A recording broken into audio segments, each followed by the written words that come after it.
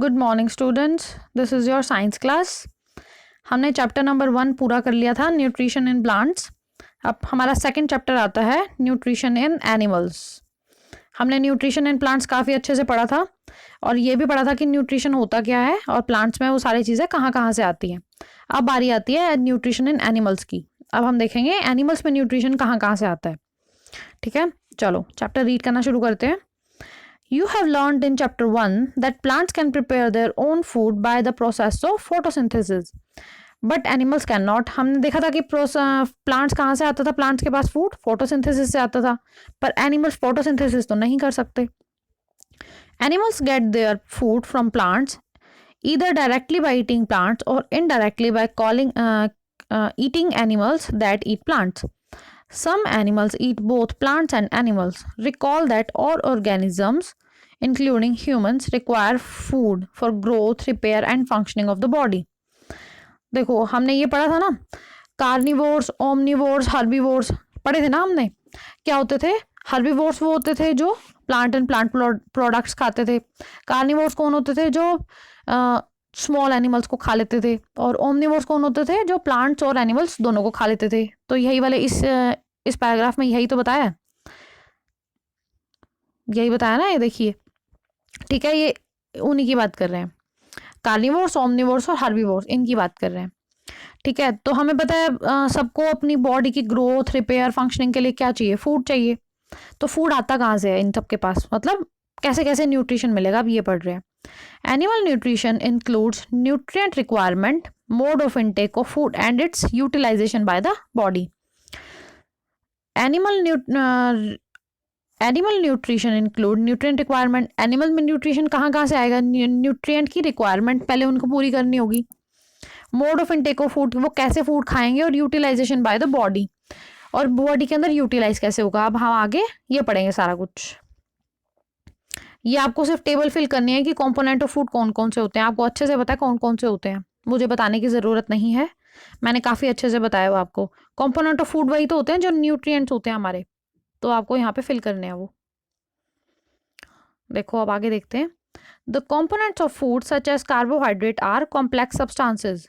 These complex substances cannot be utilized as such, so they are broken down into smaller substances. देखो वो क्या कहना चाह रहा है कि कार्बोहाइड्रेट जो होते हैं ना, वो कॉम्प्लेक्स सब्सटेंस होते हैं। कॉम्प्लेक्स का क्या मतलब है? अब कि मान लो आपके पास मैथ्स में, सोचो आप कोई बड़ा सा मुश्किल सा क्वेश्चन है, ऐसे ऐसे दिया हुआ है, कोई बहुत बड़ी सी ब्रैकेट दी हुई है, फिर उसके अंदर और 2-3 ब्रैकेट्स हैं, उसे सॉल्व करना है। तो आप सबसे पहले क्या करोगे? इस वाली ब्रैकेट को सॉल्व करोगे, इसको लिख लोगे इसकी क्या वैल्यू आई, फिर इसको प्लस करके रखोगे, फिर इसको सॉल्व कर लोगे, इनके अंदर जो वैल्यूज़ हैं उसको ऐड कर दोगे, फिर इन दोनों को ऐड कर लोगे, फिर सारा सम सॉल्व हो जाएगा। एक एक करके ऐड करोगे ना, छोटा छोटा करके। अब यूं तो नहीं है कि सारा सम एक ही साथ सॉल्व कर दोगे। तो हमने क्या किया? हमने ये ब्रेक डाउन कर दिया, स्मॉल स्मॉल वैल्यूज़ में उसको ब्रेक डाउन कर दिया। तो ऐसे ही फूड के साथ भी होता है। हमारी जो बॉडी है ना, वो कॉम्प्लेक्स सब्सटेंसेस को नहीं डाइजेस्ट कर सकती। तो बॉडी को क्या चाहिए? छोटे छोटे सब्सटेंसेस चाहिए कि वो छोटे छोटे सब्सटेंसेस को पहचाने और उनको डाइजेस्ट करे। अब बड़ा सा कोई सब्सटेंस चला गया तो क्या करेगी? पहले उसे छोटे सब्सटेंसेस में काटेगी, फिर डाइजेस्ट करेगी हमारी बॉडी। तो ये इसी पैराग्राफ में यही कह रहे हैं। The component of food such as carbohydrate और कॉम्प्लेक्स सब्सटेंस, ये कॉम्प्लेक्स सब्सटेंसेस होते हैं और ये एज सच मतलब यूटिलाइज नहीं हो सकती हमारी बॉडी के, बॉडी हमारी यूटिलाइज नहीं कर सकती इनको। So they broke down into smaller substance. तो ये सिंपल सब्सटेंसेस में टूट जाते हैं। जैसे ये देखो, इसमें एग्जांपल दिया हुआ है, एक बहुत बड़ी सी चेन बनी हुई है। अब सिंपल सब्सटेंस में क्या हुआ? ये छोटे छोटे चेन होगी, मतलब छोटी छोटी वैल्यूज होगी, जैसे मैंने आपको भी मैथ्स का एग्जांपल दिया था। The break down of complex components of food into simpler substance is called digestion. अब ये बड़े बड़े सब्सटेंस को छोटे छोटे में टूटने को हम क्या बोलते हैं? डाइजेशन बोलते हैं। डाइजेशन तो आपको पता है ना, खाना पचाना, जनरल लैंग्वेज में जो बोलते हैं हम। तो हमारी बॉडी कैसे पचा रही है? जो बड़ा सा फूड हमारी बॉडी के अंदर गया, उसको हमारी बॉडी ने क्या किया? छोटे छोटे सब्सटेंसेस में तोड़ दिया और फिर डाइजेस्ट कर लिया। Different ways of taking food 2.1 है। The mode of taking food into the body varies in different organisms. Bees and hummingbirds suck the nectar of plant. Infants of human and many other animals feed on mother's milk. Snakes like pythons swallow the animals they prey upon. Some aquatic animals filter tiny food particles floating nearby and feed upon them. Mode of taking food का क्या मतलब होता है कि किस तरह खाते हैं हम लोग। खाना खाना तो जैसे हम लोग माउथ में डालते हैं तो हम लोग क्या करते हैं, चबा के खाते हैं, च्यूइंग करते हैं हम लोग, चबाना।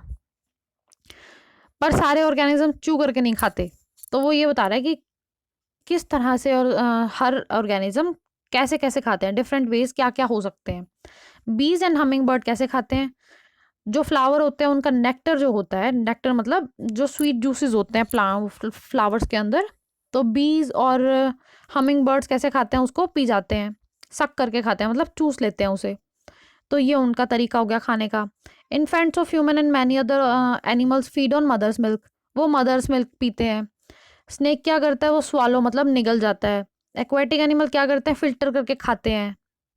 तो ये अलग अलग क्या होते हैं, डिफरेंट डिफरेंट वेज होते हैं कि हम या फिर और अदर ऑर्गेनिजम्स फूड को किस तरह से खा रहे हैं। एक्टिविटी 2.1 क्या है, what is the type of food and mode of feeding of the following animals, write down your observation. हमें 2.1 टेबल को फिल करना है। देखो ये नेम ऑफ एनिमल्स हैं, टाइप ऑफ फूड हमें ये बताना है कि क्या क्या फूड वो खाते हैं और किस किस तरह खाते हैं। ये देखो थोड़ा सा एग्जाम्पल भी दिया हुआ है हमें कि किस किस तरह खाते हैं, हमें ये देखना होगा इनमें से। जैसे कि मान लो एंट होगी, हमने देखा होगा घर में छोटी छोटी चींटियां होती हैं, वो क्या खाती हैं, कोई भी कुछ भी उनको रोटी का टुकड़ा या कुछ भी और भी खाने की चीज़ मिल जाए तो सब खा जाती हैं वो। फीडिंग खाती कैसे, वो चबा के खाती हैं, च्यूइंग करती हैं। ईगल ईगल मान लो, ईगल होता है, बाज बोलते हैं हम। तो ईगल क्या करता है, वो छोटे छोटे और एनिमल्स को खाता है। और कैसे खाता है, मोड ऑफ फीडिंग क्या होती है उसकी, निगल जाता है, swallowing, capturing and swallowing. Capturing मतलब पकड़ना और स्वालो मतलब निगल जाना। ऐसे ही आपको ये टेबल अब फिल करनी है। काइंड ऑफ फूड मतलब आपको देखना है कि क्या क्या फूड खाते हैं वो, और मोड ऑफ फीडिंग मतलब किस किस तरह खाते हैं। कोई मुश्किल तो नहीं है ना, अभी तक तो सब ठीक ही चल रहा है। अब हम देखेंगे सबसे आगे बात क्या आता है, डाइजेशन इन ह्यूमंस। डाइजेशन सबसे बेसिक चीज़ होती है हमारी बॉडी के अंदर। अभी तक तो हम ये देख रहे हैं ना कि न्यूट्रिएंट्स कहाँ से आ रहे हैं। अब हमें ये देखना है कि जो हमारी बॉडी के अंदर फूड जा रहा है वो यूटिलाइज हो कैसे रहा है। जो हम बात कर रहे थे कि न्यूट्रिएंट्स चाहिए हमारी बॉडी को, या प्लांट्स को न्यूट्रिएंट्स चाहिए, एनिमल्स को चाहिए। तो वो जो एनिमल्स के अंदर या ह्यूमंस के अंदर जब वो जाते हैं तो वो उनका यूज़ बॉडी कर कैसे रही है, कैसे वो यूज़ हो रहे हैं, कहाँ कहाँ वो जा रहे हैं। तो हम ये कहाँ पढ़ेंगे, डाइजेशन में पढ़ेंगे। देखो छोटा सा एक पैराग्राफ रीड कर लेते हैं हम। 2.2 डाइजेशन इन ह्यूमंस, ह्यूमंस की बात करेंगे। We take in food through the mouth, digest and utilize it, हम मुंह से खाते हैं, डाइजेस्ट करते हैं और यूज कर लेते हैं। The unuse part of the food are defecated, defected मतलब निकल जाता है। अनयूज्ड पार्ट जो हमारा अनयूज फूड होता है वो हम बाहर निकल जाता है। Have you ever wonder what happen to the food inside the body, हमें ये देखना है कि जो बॉडी के अंदर फूड है वो जाता कहाँ है और कैसे यूज होता है। The food passes through a continuous canal which begin to the buccal cavity and ends at the anus. The canal can be divided into various compartments. देखो इस फिगर से समझ आएगा आपको। ब्यूकल कैविटी होती है मुंह, मुंह हमारा देखो ऐसे जाता है, ये हम एक पाइप होती है, इससे जाता है, फिर स्टमक में जाता है, फिर स्मॉल इंटेस्टाइन, लार्ज इंटेस्टाइन और फिर एनस के थ्रू हमारी बॉडी से बाहर निकल जाता है। देखो वेरियस कंपार्टमेंट मतलब हम डिफरेंट डिफरेंट कंपार्टमेंट्स में उसको डिवाइड कर देते हैं। सबसे पहले कहाँ जाता है, ब्यूकल कैविटी मतलब मुंह में जाता है। फूड पाइप उसको ओसोफेगस भी कह सकते हैं।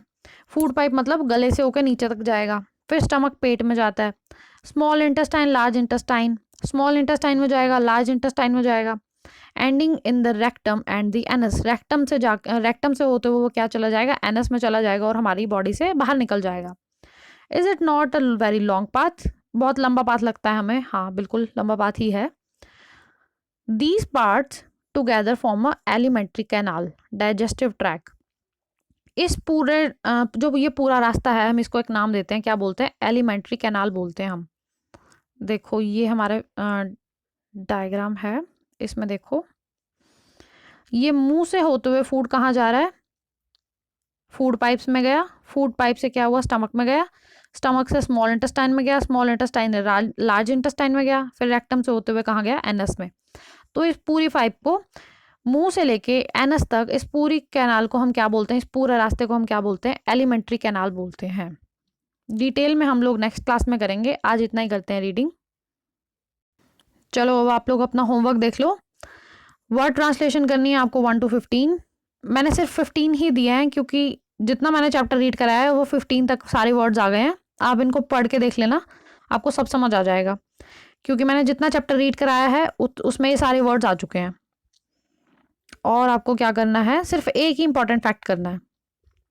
जो मैंने अभी तक कराया वो सिर्फ एक ही वर्ड आया अभी तक, फर्स्ट ही है वो digestion. The process of breaking down of complex substance of food into simpler form. अभी मैंने आपको बताया कॉम्प्लेक्स सब्सटेंस जब सिंपलर फॉर्म में टूट जाता है तो वो क्या होता है, वो डाइजेशन होता है, मतलब फूड का पचाना। ठीक है, बस ये एक इंपॉर्टेंट फैक्ट है और 15 वर्ड ट्रांसलेशन है। और थोड़ा सा चैप्टर रीडिंग भी कर लेना ताकि आपको अच्छे से चीज़ें समझ में आ जाए। चलो आज इतना ही करते हैं, बाकी नेक्स्ट क्लास में। Thank you.